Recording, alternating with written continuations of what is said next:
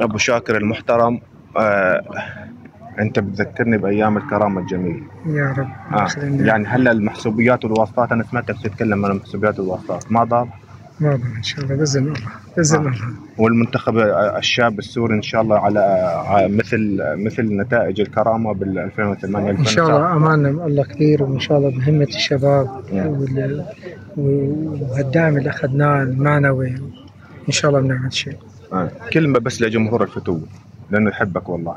طبعا احنا كل جماهير السوري اكيد. لا كله بعيوننا مثل ما كانوا يقفوا معنا بالبطوله. شو بتعرف عن الفتوة؟